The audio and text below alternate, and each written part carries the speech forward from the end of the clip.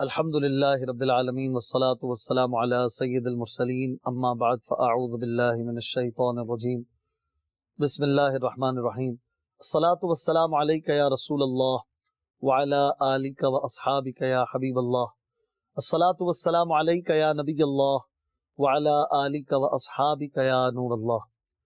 محترم مدنی چینل کے ناظرین، پروگرام پیش خدمت ہے قرآن پاک ترجمہ اور تفسیر کے ساتھ۔ الحمدللہ صراط الجنان جو کہ دعوت اسلامی کے مکتبۃ المدینہ سے زبردست تفسیر قرآن ہمارے لیے میسر ہے، قبلہ مفتی قاسم صاحب دامت برکاتہم العالیہ کی یہ تحریر، اس سے ہم کچھ خلاصہ اس پروگرام میں سن رہے ہیں، اور بالترتیب پچھلے پروگرام میں ہم نے سورہ بقرہ کی آیت نمبر 10 تک ترجمہ اور تفسیر سننے کی سعادت پائی تھی۔ انشاءاللہ آج آگے سے سنیں گے۔ نبی کریم صلی اللہ علیہ وآلہ وسلم کا فرمان عالی شان ہے، تم مجھ پر درود پڑھو، اللہ تم پر رحمت بھیجے گا۔ ایک بار محبت سے درود و سلام پڑھیے۔ اللہم صلی علی سیدنا و مولانا محمد وعلی آل سیدنا و مولانا محمد وبارک وسلم صلاۃ و سلام علیک یا سیدی یا رسول اللہ۔ الحمدللہ یہ قرآن پاک ہے کہ جسے بار بار پڑھتے ہیں ہر بار نیا مزہ آتا ہے، اس کی لذت مومن کے دل میں محسوس ہوتی ہے، اور اس کا لطف جو ہے، اس کی جو روحانیت ہے وہ ہماری پریشانیوں کو حل کر دیتی ہے، وہ ہماری مشکلوں کو دور کر دیتی ہے، اور مسلمان کے لیے بہت سارے فوائد یہ قرآن پاک لے کر آتا ہے۔ اور نہ صرف قرآن کی تلاوت بلکہ قرآن کا ترجمہ اور اس کی تفسیر بھی سننا اور پڑھنا اور سیکھنا مسلمان کو چاہیے، تاکہ اس کے رب پاک کا کیا پیغام ہے اس کے لیے، اور اس کا رب اس سے کیا چاہتا ہے، اس کے رب نے اس کے لیے کیا فرمایا، یہ بھی ہمیں پتہ چلے۔ اس کے لیے پروگرام خاص طور پر اپنے ناظرین کے لیے ہم پیش کر رہے ہیں۔ سورہ بقرہ کی آیت نمبر 11 اور 12 پڑھتے ہیں۔ اعوذ باللہ من الشیطان الرجیم، بسم اللہ الرحمن الرحیم۔ وَإِذَا قِيلَ لَهُمْ لَا تُفْسِدُوا فِي الْأَرْضِ قَالُوا إِنَّمَا نَحْنُ مُصْلِحُونَ۔ ترجمہ، اور جب ان سے کہا جائے کہ زمین میں فساد نہ کرو تو کہتے ہیں ہم تو صرف اصلاح کرنے والے ہیں۔ الا انہم هم المفسدون ولکن لا یشعرون۔ ترجمہ، سن لو بے شک یہی لوگ فساد پھیلانے والے ہیں مگر انہیں اس کا شعور نہیں۔ ناظرین، یہ جو آیات ہیں یہ منافقین کے حوالے سے اللہ پاک نے بیان فرمائی، اور ان کی نشانیاں کھول کھول کر بیان فرمائیں، ان کی وہ بری باتیں، بری عادتیں یہاں پر بیان کی جا رہی ہیں۔ اور منافقین کے حوالے سے ایمان والوں کو یہ بتایا جا رہا ہے کہ یہ لوگ باطن میں کفر رکھ کر اور ایمان نہ لا کر زمین میں فساد کرتے ہیں۔ انہیں کہا جا رہا ہے کہ ایسا نہ کرو، فساد سے بچو۔ جب انہیں ایسا کہا جاتا ہے کہ فساد سے بچو، فساد نہ کرو، ایمان لے آؤ، تو وہ کہتے ہیں کہ تم ہمیں اس طرح نہ کرو، کیونکہ ہم تو اصلاح کرنے والے ہیں، ہمارا مقصد تو اصلاح کرنا ہے۔ اے ایمان والو، تم جان لو کہ اپنی اسی روش پر قائم رہنے کی وجہ سے اصل میں یہی لوگ فسادی ہیں، انہی کی وجہ سے فساد پھیل رہا ہے، مگر انہیں اس بات کا شعور نہیں ہے، انہیں اس بات کا پتہ نہیں ہے کہ کیا کر رہے ہیں، کیونکہ ان میں وہ حس باقی نہیں رہی کہ جس کی وجہ سے وہ یہ پہچان سکیں کہ یہ لوگ فساد کس انداز میں پھیلا رہے ہیں۔ جب بندہ اپنے برے معاملات میں اتنا زیادہ آگے نکل جاتا ہے کہ وہ اپنی برائی کو برائی ہی نہیں سمجھتا، وہ اس کے ضمیر کی ملامت جو ہے وہ ختم ہو جاتی ہے، نتیجتاً وہ پھر اپنے آپ کو ایک اچھا انسان ان برائیوں کے باوجود سمجھنے لگتا ہے، اور وہ سمجھتا ہے کہ میں نے کیا غلطی کی، میں کیا غلط کر رہا ہوں، میں تو کوئی غلط نہیں کر رہا، چونکہ وہ اس برائی میں پڑھتے پڑھتے پڑھتے اس کا ایسا عادی ہو چکا ہے کہ وہ برائی اس کو برائی لگتی ہی نہیں ہے، جیسا کہ منافقین کی یہ عادت اللہ پاک نے بیان فرمائی۔ منافقوں کے طرز عمل سے یہ بھی واضح ہوا کہ عام فسادیوں سے بڑے فسادی وہ ہیں جو فساد پھیلائیں اور اسے اصلاح کا نام دیں۔ ہمارے معاشرے میں ایسے لوگوں کی کمی نہیں جو اصلاح کے نام پر فساد پھیلاتے ہیں اور بدترین کاموں کو اچھے ناموں سے تعبیر کرتے ہیں۔ آزادی کے نام پر بے حیائی، فن کے نام پر حرام افعال، انسانیت کے نام پر اسلام کو مٹانا، تہذیب و تمدن کے نام لے کر اسلام پر اعتراضات کرنا، توحید کا نام لے کر شان رسالت کا انکار کرنا، قرآن کا نام لے کر حدیث کا انکار کرنا، یہ سب صورتیں فساد کی صورتیں ہیں۔ اللہ پاک ہمیں ان سے محفوظ فرمائے۔ سورہ بقرہ کی آیت نمبر 13 میں اللہ پاک ارشاد فرماتا ہے وَإِذَا قِيلَ لَهُمْ آمِنُوا كَمَا آمَنَ النَّاسُ قَالُوا أَنُؤْمِنُ كَمَا آمَنَ السُّفَهَاءُ أَلَا إِنَّهُمْ هُمُ السُّفَهَاءُ وَلَكِنْ لَا يَعْلَمُونَ۔ ترجمہ، اور جب ان سے کہا جائے کہ تم اسی طرح ایمان لاؤ جیسے اور لوگ ایمان لائے، تو کہتے ہیں کیا ہم بے وقوفوں کی طرح ایمان لائیں؟ سن لو، بے شک یہی لوگ بے وقوف ہیں مگر یہ جانتے نہیں۔ یہاں آیت مبارکہ میں جو ناس کہا گیا یعنی لوگوں کی طرح ایمان لاؤ، ناس سے مراد لوگ، یہاں ناس سے صحابہ اکرام مراد ہیں اور ان کے بعد ان کی کامل طور پر اتباع کرنے والے مراد ہیں۔ اس آیت میں بزرگان دین کی طرح ایمان لانے کا حکم دیا گیا۔ اس سے معلوم ہوا کہ ان کی پیروی کرنے والے نجات والے ہیں اور ان کے راستے سے ہٹنے والے منافقین کے راستے پر ہیں، اور یہ بھی معلوم ہوا کہ اپنے بزرگوں پر طعن کرنا، ان پر زبان درازی کرنا، اس طرح کے لوگ بہت پہلے سے چلے آ رہے ہیں۔ اس آیت کی روشنی میں صحابہ اکرام اور بزرگان دین کے متعلق اپنا طرز عمل دیکھ کر ہر کوئی اپنا راستہ سمجھ سکتا ہے کہ صحابہ کے راستے پر ہے یا منافقوں کے راستے پر۔ منافقوں سے جب کہا گیا کہ صحابہ کی طرح ایمان لاؤ تو انہیں بے وقوف کہنے لگے، اور جو حقیقی طور پر سمجھدار ہوگا اور جو اسلام پر اور سیدھے رستے پر ہوگا وہ صحابہ کو، بزرگوں کو بے وقوف نہیں کہے گا یا ان کے بارے میں بری بات نہیں کہے گا۔ اب ہر کوئی اپنا اپنا معاملہ دیکھ لے کہ وہ کن لوگوں کے گروہ میں شامل ہے۔ علماء اور صلحاء اور دیندار لوگوں کو چاہیے کہ وہ لوگوں کی بد زبانیوں سے رنجیدہ نہ ہوا کریں، بلکہ سمجھ لیں کہ یہ اہل باطل کا قدیم دستور ہے۔ نیز دینداروں کو بے وقوف یا دقیانوسی خیالات والا کہنے والا خود بے وقوف ہے۔ اس آیت سے یہ بھی معلوم ہوا کہ تاجدار رسالت صلی اللہ علیہ وآلہ وسلم کے صحابہ اکرام رضی اللہ عنہم اللہ کی بارگاہ کے ایسے مقبول بندے ہیں کہ ان کی گستاخی کرنے والوں کو اللہ تعالیٰ نے خود جواب دیا ہے۔ صحابہ اکرام رضی اللہ عنہم کے بارے میں حضرت ابو سعید خدری رضی اللہ تعالیٰ عنہ سے روایت ہے، حضور پر نور صلی اللہ علیہ وسلم نے ارشاد فرمایا، میرے صحابہ کو گالی گلوچ نہ کرو، ان کا مقام یہ ہے کہ اگر تم میں سے کوئی احد پہاڑ کے برابر سونا اللہ کی راہ میں خرچ کرے تو اس کا ثواب میرے کسی صحابی کے ایک مد یعنی چھوٹی سی مقدار بلکہ آدھا مد خرچ کرنے کے برابر بھی نہیں ہو سکتا۔ جس طرح ہمارے ہاں کلو ہوتا ہے، من ہوتا ہے، ٹن ہوتا ہے، اسکیلز ہوتے ہیں، مختلف پیمانے ہوتے ہیں، عربوں میں مختلف پیمانے ہوتے تھے، مد، صاع، تو مد ایک چھوٹا سا پیمانہ، چھوٹی سی مقدار، تو ایک صحابی کا چھوٹی سی مقدار صدقہ کرنا بھی ایک عام شخص کے پہاڑ بھر سونا خیرات کرنے کے برابر نہیں ہو سکتا۔ صحابی کا وہ چھوٹی سی مقدار خیرات کرنا بھی بہت زیادہ ہے، وہ سونا پہاڑ بھر سونے سے بھی بڑھ کر ہے۔ یہ صحابہ کی شان ہے، سبحان اللہ۔ اور اللہ کے اولیاء کے بارے میں حضرت ابو ہریرہ رضی اللہ عنہ سے روایت ہے، حضور اقدس صلی اللہ علیہ وسلم نے فرمایا، اللہ تعالیٰ فرماتا ہے جو میرے کسی ولی سے دشمنی کرے اسے میں نے لڑائی کا اعلان دے دیا۔ لہٰذا ان لوگوں کو نصیحت حاصل کرنی چاہیے جو صحابہ اکرام کی بے ادبی اور گستاخی کرتے ہیں، اللہ تعالیٰ کے اولیاء کے بارے میں غلط عقائد اور برے نظریات رکھتے ہیں۔ اللہ ہمیں ایسے لوگوں سے محفوظ فرمائے۔ آگے اللہ پاک ارشاد فرماتا ہے آیت نمبر 14 میں، وَإِذَا لَقُوا الَّذِينَ آمَنُوا قَالُوا آمَنَّا وَإِذَا خَلَوْا إِلَى شَيَاطِينِهِمْ قَالُوا إِنَّا مَعَكُمْ إِنَّمَا نَحْنُ مُسْتَهْزِئُونَ۔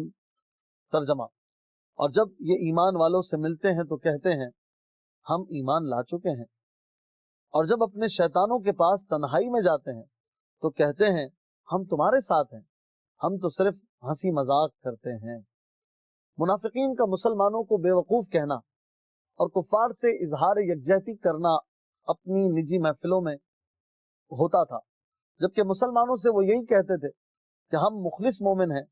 اسی طرح آج کل کے گمراہ لوگ مسلمانوں سے اپنے فاسد خیالات چھپاتے ہیں، مگر اللہ تعالیٰ ان کی کتابوں اور تحریروں سے ان کے راز فاش کر دیتا ہے۔ یاد رہے کہ اس آیت سے مسلمانوں کو خبردار کیا جا رہا ہے کہ وہ بے دینوں کی فریب کاریوں سے ہوشیار رہیں اور ان کی چکنی چپڑی باتوں سے دھوکہ نہ کھائیں۔ اللہ تعالیٰ ایک اور مقام پر ارشاد فرماتا ہے یا ایھا الذین آمنوا لا تتخذوا بطانۃ من دونکم لا یألونکم خبالا، اے ایمان والو غیروں کو رازدار نہ بناؤ، وہ تمہاری برائی میں کمی نہ کریں گے، ودوا ما عنتم، وہ چاہتے ہیں کہ تم مشقت میں پڑ جاؤ، قد بدت البغضاء من افواہہم وما تخفی صدورہم اکبر، بے شک ان کا بغض تو ان کے منہ سے ظاہر ہو چکا ہے اور جو ان کے دلوں میں چھپا ہوا ہے وہ اس سے بھی بڑھ کر ہے۔ قد بینا لکم الآیات ان کنتم تعقلون، بے شک ہم نے تمہارے لیے کھول کر آیتیں بیان کر دیں اگر تم عقل رکھتے ہو۔ مزید اللہ پاک اپنے بندوں کو فرماتا ہے ہا انتم اولائی تحبونہم ولا یحبونکم، خبردار یہ تم ہی ہو جو انہیں چاہتے ہو اور وہ تمہیں پسند نہیں کرتے، وتؤمنون بالکتاب کلہ، حالانکہ تم تمام کتابوں پر ایمان رکھتے ہو، وَإِذَا لَقُوكُمْ قَالُوا آمَنَّا، اور جب وہ تم سے ملتے ہیں تو کہتے ہیں ہم مسلمان ہیں، ہم ایمان والے ہیں، وَإِذَا خَلَوْا عَضُّوا عَلَيْكُمُ الْأَنَامِلَ مِنَ الْغَيْظِ، اور وہ جب تنہائی میں ہوتے ہیں تو غصے کے مارے تم پر انگلیاں چباتے ہیں، قُلْ مُوتُوا بِغَيْظِكُمْ، اے حبیب تم فرما دو اپنے غصے میں مر جاؤ، ان اللہ علیم بذات الصدور، بے شک اللہ دلوں کی بات خوب جانتا ہے، ان تمسسکم حسنۃ تسؤہم، اگر تمہیں کوئی بھلائی پہنچے تو انہیں برا لگتا ہے، وَإِن تُصِبْكُمْ سَيِّئَةٌ يَفْرَحُوا بِهَا، اور اگر تمہیں کوئی برائی پہنچے تو اس پر خوش ہوتے ہیں، وَإِن تَصْبِرُوا وَتَتَّقُوا لَا يَضُرُّكُمْ كَيْدُهُمْ شَيْئًا، اور اگر تم صبر کرو اور تقوی اختیار کرو تو ان کا مکر و فریب تمہارا کچھ نہیں بگاڑ سکے گا، ان اللہ بما يعملون محیط، بے شک اللہ ان کے تمام کاموں کو گھیرے میں لیے ہوئے ہے۔ یہ بڑی تفصیل کے ساتھ گویا ہمارے مالک و مولا نے ہمیں اپنے دشمنوں سے آگاہ کیا اور غیروں کو رازدار نہ بنانے کا فرمایا اور اسلام مخالف لوگوں سے دوستی نہ رکھنے کا فرمایا، ان کے لیے محبت دل میں نہ رکھنے کا فرمایا، منافقین سے گویا دور رہنے کا ہمیں حکم دیا گیا۔ ایک حدیث پاک میں رسول کریم صلی اللہ علیہ وآلہ وسلم نے ارشاد فرمایا ایاکم و ایاہم لا یضلونکم ولا یفتنونکم، ان سے دور رہو اور انہیں اپنے سے دور کر دو، وہ تمہیں گمراہ نہ کر دیں، کہیں وہ تمہیں فتنے میں نہ ڈال دیں۔ اعلیٰ حضرت امام احمد رضا خان رحمۃ اللہ تعالی علیہ فرماتے ہیں مسلمان کا ایمان ہے کہ اللہ و رسول سے زیادہ کوئی ہماری بھلائی چاہنے والا نہیں، اور اللہ و رسول جل وعلا جس بات کی طرف بلائیں یقیناً ہمارے دونوں جہان کا اس میں بھلا ہے، اور جس بات سے منع فرمائیں بلا شبہ سراسر ضرر و بلا ہے۔ مسلمان صورت میں ظاہر ہو کر جو ان کے حکم کے خلاف کی طرف بلائے، یعنی کوئی مسلمان والی صورت ہو، داڑھی ہو، امامہ بھی پہن لے، لیکن پیارے آقا کے خلاف کوئی بات کرے، یقین جان لو کہ یہ ڈاکو ہے۔ اس کی تعویلوں پر ہرگز کان نہ رکھنا۔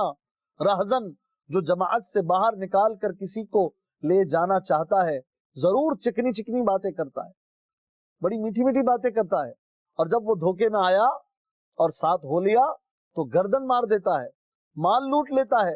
شامت اس بکری کی کہ اپنے راعی یعنی چرانے والے کا ارشاد نہ سنے، اور بھیڑیا جو کسی بھیڑ کی اون پہن کر آ گیا اس کے ساتھ ہو لے۔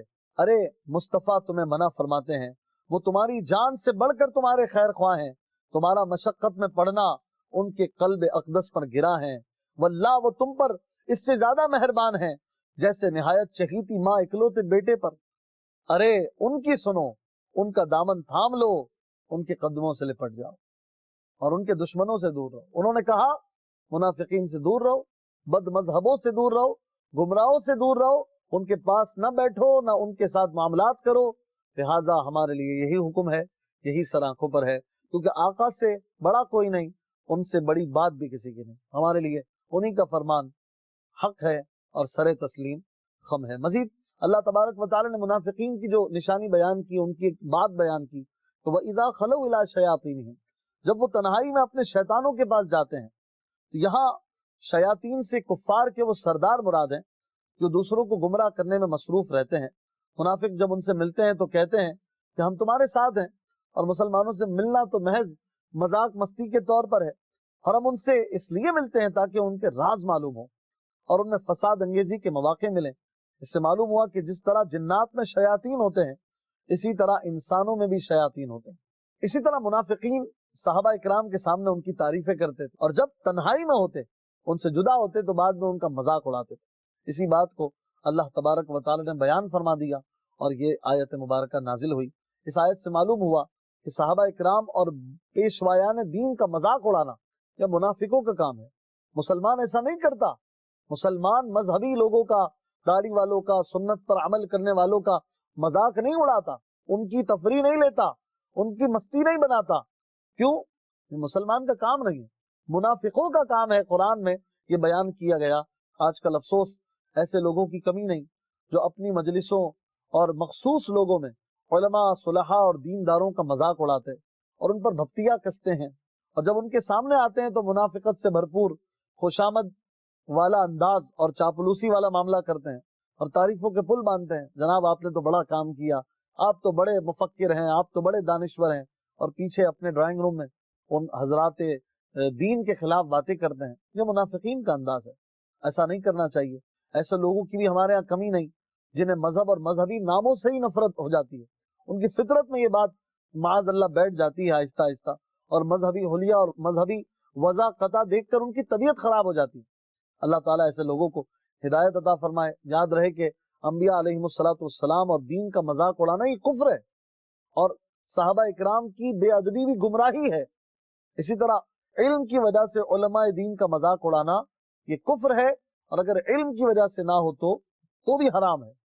تو ہمیں بچنا چاہیے اور اللہ تعالیٰ کے نیک بندوں کا خاص طور پر ادب اور احترام اپنے دل میں رکھنا چاہیے. منافقین کہتے تھے کہ ہم ان سے مذاق کرتے ہیں، ان کا مذاق اڑاتے ہیں. یہ سب ہنسی مذاق کے طور پر ہے.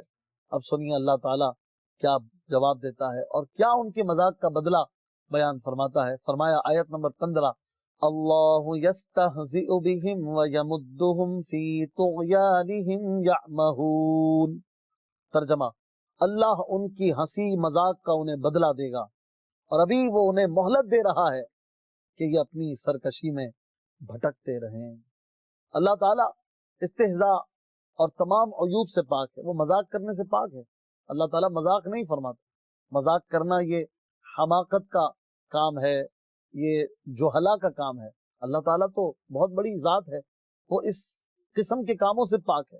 یہاں جو اللہ تعالیٰ کی طرف استہزاء، مذاق کی نسبت ہے، اس سے مراد بدلہ دینا ہے. مذاق کا بدلہ جو منافقوں کو وہ دے گا. اور بدلے کے وقت عربی اور اردو میں اسی طرح کا لفظ دہرا دیا جاتا ہے.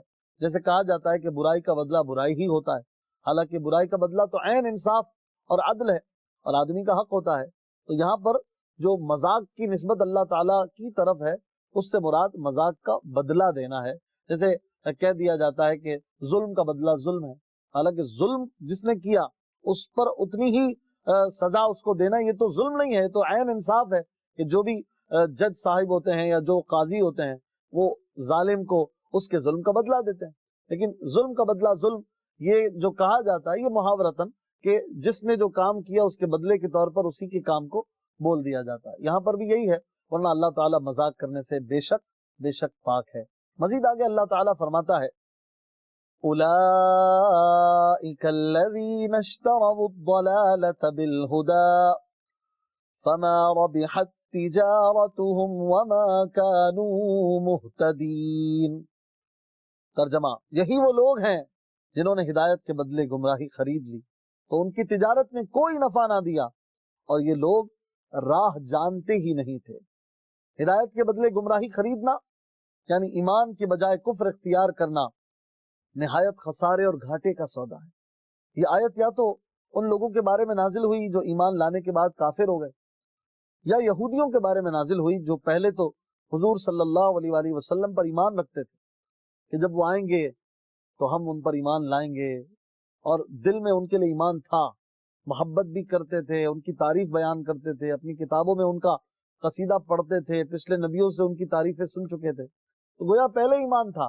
لیکن جب حضور علیہ السلام کی تشریف آوری ہوئی تو منکر ہو گئے، حسد کی وجہ سے، بغض کی وجہ سے، یا تکبر کی وجہ سے، بہت ساری وجوہات بنی. یا پھر یہ آیت مبارکہ تمام ہی کفار کے بارے میں نازل ہوئی کہ انہوں نے فطرت سلیمہ اللہ تعالیٰ کی طرف سے عطا ہونے کے باوجود، حق کے دلائل واضح ہونے کے باوجود، ہدایت کی راہ واضح ہونے کے باوجود عقل و انصاف سے کام نہ لیا، گمراہی کو اختیار کیا اور اسلام کو چھوڑ کر اسلام کے خلاف چلے، کفر کو اختیار کیا اور بہت بڑے نقصان اٹھانے والے تاجر بنے۔ آج دنیا میں کوئی نہیں چاہتا کہ میرا سرمایہ تباہ ہو، میرا مال، میرا کیپٹل برباد ہو جائے، میرا کاروبار نقصان میں جائے، میں بینک کرپٹ ہو جاؤں، میرا روزگار ختم ہو جائے، میرا کاروبار تباہ ہو جائے، کوئی نہیں چاہتا۔ یہ وقت اور یہ جو زندگی اللہ نے ہمیں دی ہے، یہ ہمارا سرمایہ ہے، یہ ہمارا ایسٹ ہے۔ یہ وقت اور یہ جو زندگی اللہ نے ہمیں دی ہے، یہ ہمارا ایسٹ ہے، یہ سرمایہ ہے، اور اس کے بدلے ہمیں کیا خریدنا ہے؟ آخرت اور ہدایت خریدنی ہے۔ گویا سمجھانے کے لیے خریدنے کا لفظ استعمال کیا جا رہا ہے۔ تو جو مسلمان ہے اور اس زندگی کے ذریعے جنت خریدتا ہے، گویا اس نے ایک اچھا سودا کیا، اور جس نے کفر اختیار کیا، گمراہی اختیار کی، تو گویا اس نے اس کیپٹل کے ذریعے گھاٹے کا سودا کیا اور اپنے کاروبار کو گویا تباہ کر لیا۔ اللہ تعالیٰ سے دعا کرتے ہیں کہ وہ ہمیں قرآن پاک کی ان باتوں پر عمل کرنے کی توفیق عطا فرمائے۔ اپنا بہت خیال رکھیے گا۔ صلو علی الحبیب صلی اللہ تعالی علی محمد صلی اللہ علیہ وآلہ وسلم۔